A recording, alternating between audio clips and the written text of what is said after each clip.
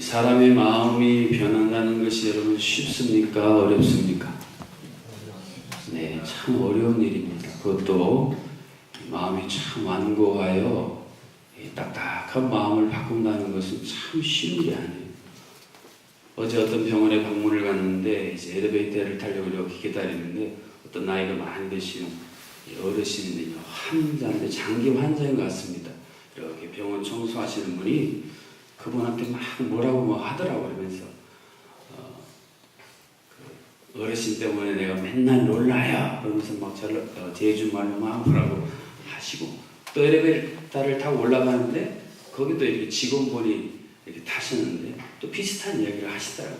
아마 병원에서 굉장히 이렇게 그런 쪽으로 많이 알려지신 분인가 봐요. 이렇게 말씀하시는 거나 이렇게 보면은 하여튼 좀 마음이 참 이렇게 굳으신 분이다라는 것을 한 번 봤는데도 느껴질 정도였습니다. 그런데 여러분, 느헤미야서에 나오는 이 아닥사스다 왕이라는 이 왕은 그렇게 마음이 좀 완고한 사람이었답니다. 그걸 어떻게 하냐면은 느헤미야 전에 에스라가 성벽을 재건하려고 시도를 했는데 총독들의 이야기를 듣고 그것을 금지시켰던 당사자가 바로 아닥사스다 왕이었다는 것이죠. 그런데 느헤미야가 지금 그것을 다시 재건하려고 시도하는 그 당사자니까 느헤미야가 그것을 알았겠습니까? 몰랐겠습니까? 당연히 알았지요. 내가 지금 무엇인가를 부탁하고 요청해서 허락을 받아야 되는데 그 당사자가 마음이 굳고 완악하고 견고한 사람이다. 사실 그거 하나만으로도 낙심할 수 있고 위축되기 쉬운 상황이었다는 것입니다. 우리가 잘 아는 것처럼 느헤미야는 그 모든 상황을 극복하고 예루살렘 성벽을 다시 재건하는 큰 역사를 이루는데 그 중요한 비결이 오늘 11절 짧지만 한 구절 안에 여러 가지 요소들을 우리에게 말씀해 주고 있다고 하는 것입니다. 먼저 11절 중반절에 보면 오늘 종이 형통하여 이 사람들 앞에서 은혜를 입게 하옵소서라고 기도하고 있습니다. 이 구절에 보면 형통과 은혜라는 중요한 두 단어가 느헤미야가 어떻게 완고한 아닥사스다 왕의 마음을 바꾸어서 성벽 재건을 이루었는지에 대한 이유를 말씀해 주고 있습니다. 형통이라는 말이 갖고 있는 성경적인 의미는 그 끝이 아름답고 좋은 성공을 가리켜서 형통이라고 이야기를 합니다. 한번 따라해 보실까요? 형통. 세상에 많은 성공이 있는데 그 끝이 아름답지 않은 성공도 참 많이 있습니다. 그런데 하나님이 주신 형통은 그 끝이 아름답고 풍성한 열매를 맺는 것이 형통이라고 기록을 해주고 있다는 것입니다. 느헤미야는 과정이 힘들고 어려웠지만 결국 그 끝이 예루살렘 성벽을 재건하는 아름다운 결실인 형통을 맺게 되었습니다. 그런데 형통을 맺게 된 중요한 또 하나의 견인차는 은혜를 입었다라고 기록을 해주고 있습니다. 여러분, 은혜라는 것이 무엇입니까? 받을 자격이 없는데 하나님께서 선물로 주신 것을 성경적으로 은혜라고 이야기합니다. 받을 자격이 있는 사람이 받는 것을 은혜라고 하지는 않아요. 근데 성경에서 말씀하시는 중요한 것은 내가 받을 자격이 없는데 하나님께서 자격 없는 나에게 선물로 허락하신 일들을 은혜라고 이야기합니다. 이 은혜야말로 무너진 것을 다시 일으킬 수 있는 강력한 근원이라고 하는 것입니다. 사랑하는 성도 여러분, 혹시 여러분 안에 무너진 것들이 있으십니까? 여러분의 가정 가운데 무너진 것들이 있으십니까? 우리 교회 안에 무너진 것들이 있습니까? 그러면 우리도 오늘 느헤미야가 하나님 앞에 아뢰었던 이 말씀을 붙들고 아뢰 필요가 있어요. 하나님, 내가 우리 가정이 우리 교회가 형통하여 은혜를 입게 하여 주시옵소서. 그러면 하나님께서 우리에게 은혜를 입혀주세요. 에스더가 죽어야 마땅한데 하나님께서 아하수에로 왕에게 에스더를 향해서 은혜의 마음을 열게 하시니까 그 황제의 마음이 열려서 호를 내밀어서 에스더도 살고 에스더의 민족도 사는 것처럼 오늘 이 시대를 살아가는 그리스도인 우리가 하늘의 왕이신 하나님께 구해야 될 게 은혜입니다.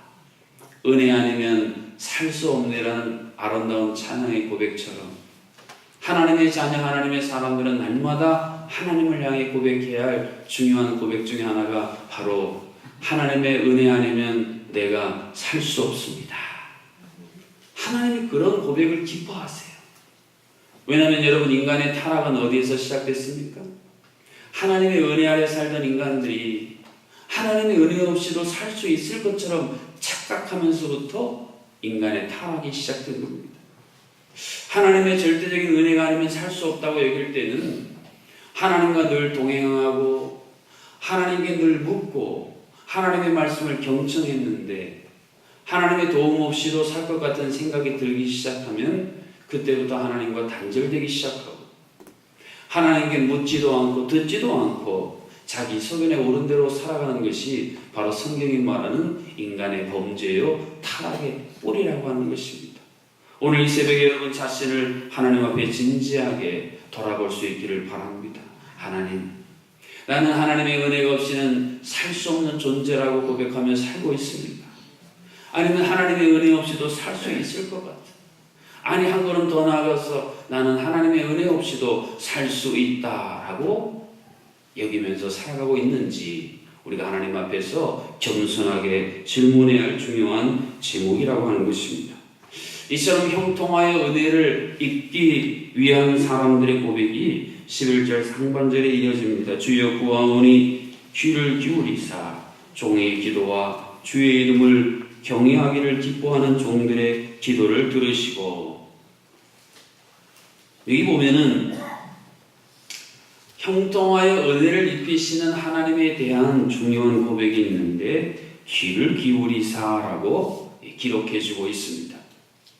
자녀들이 부모에게 멍멍 말을 하는데 건성으로 듣고 잘 안 들으면 좀 귀를 기울여 주세요 라고 이야기를 합니다. 아내들이 남편에게 뭘 이야기하는데 남편들이 막 신문을 보고 잘 경청 안 하면 여보 좀 귀 좀 기울여 들어주세요 그렇게 이야기를 합니다. 그런데 우리가 하나님을 향해서 그런 이야기를 할 필요가 없어요. 하나님은 날마다 순간마다 늘 우리의 간구에 우리의 고백에 늘 귀를 기울이고 계시기 때문입니다. 하나님이야말로 경청의 대가 있어요. 여러분, 누군가가 우리 이야기만 잘 진지하게 들어줘도요 마음에 많은 상처와 고민이 해결이 됩니다. 하나님의 사람들이, 세상 사람들이 갖고 있는 근심 걱정에서 자유로운 중요한 이유 중에 하나는 우리가 믿는 하나님이 늘 우리에게 귀를 기울이시고 경청하시는 하나님이시기 때문이에요. 여러분이 새벽마다 나와서 하나님 앞에 기도할 때에 오늘 니에미아가 고백하고 있는 내게 귀를 기울이시는 하나님, 아름다운 찬양의 고백처럼 나의 작은 신음에도 친히 귀 기울여서 응답해 주시는 하나님, 그 하나님이 바로 우리가 새벽마다 기도하는 바로 그 기도의 대상자이신 하나님이심을 깨달을 수 있기를 주님의 이름으로 축복합니다. 그렇습니다. 하나님은 우리의 귀를 기울이십니다. 그러므로 우리를 형통케 하시고 은혜를 주시고 귀를 기울이시는 하나님을 향해 우리가 마땅히 보여야 할 태도는 주의 이름을 경외하기를 기뻐하는 종들이라는 고백처럼 그러한 하나님의 이름을 경외하기를 기뻐해야 된다는 거예요. 사랑하는 성도 여러분, 하나님을 경외하기를 기뻐하십니까? 하나님을 경외하기를 기뻐한다는 게 도대체 무엇이겠습니까? 경외라는 단어가 갖고 있는 중요한 의미는 하나님과의 친밀한 교제다. 이것이 성경이 말하는 중요한 내용이에요. 하나님과 친밀해지는 것을 기뻐하는 것이 성도요. 하나님과 친밀해지는 것을 기뻐하는 삶이 형통하고 은혜를 입고 하나님의 경청의 대상이 될 수 있는 중요한 통로라고 하는 것입니다. 사랑하는 성도 여러분, 믿음의 핵심과 믿음의 진수는 하나님과 친밀한 교제를 나누는 것이에요. 오늘날 많은 성도들이 갖고 있는 전염병처럼 번져가는 질병 중에 하나는 하나님과 친밀해지는 것을 별로 기뻐하지 않는다는 것입니다. 우리가 예배 자리에 나오는 것도요, 의무적인 게 되어버립니다. 우리가 봉사하는 것도 점점 의무적인 것이 되어버려요. 여러분, 의무적이 된다는 것이 좋은 것 같지만 그 안에는 진정한 사랑과 헌신과 생명을 찾아보기가 힘들어요. 부부관계가 의무적이다. 그래서 그것이 요즘 문제가 된다는 매스컴의 이야기를 듣고 있지 않습니까? 여러분, 우리가 하나님을 향해 나와 하나님과 행하는 모든 것들이 하나님과의 친밀하고자 하는, 친밀한 가운데 이루어지는 교제라는 사실만 우리가 알아도 늘 형식적이고 늘 의무적이고 종교적인 우리의 모든 신앙이 새롭게 갱신될 수 있는 굉장히 강력한 힘이라고 하는 것입니다.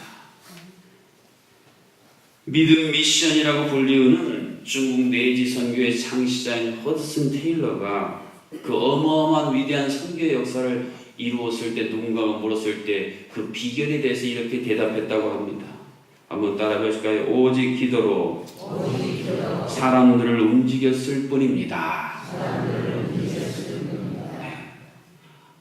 느헤미야가 하나님 앞에 오늘 느헤미야 1장에 보면 대략 4개월에서 6개월을 간절히 기도합니다. 그래서 결국 하나님이 느헤미야를 통해서 그 왕의 완고한 마음을 움직여서 이스라엘을 살리는 위대한 역사를 이루셨다라고 하는 것입니다. 하나님과 친밀한 사람들이 갖고 있는 특권은 하나님께 아뢰므로 말미암아 그 하나님이 사람들의 마음을 움직여 주신다는 거예요. 사랑하는 여러분, 수년 동안 수십 년 동안 그 누군가의 마음을 움직여 보려고 아무리 애를 써도 꿈쩍도 하지 않는 분이 계십니까?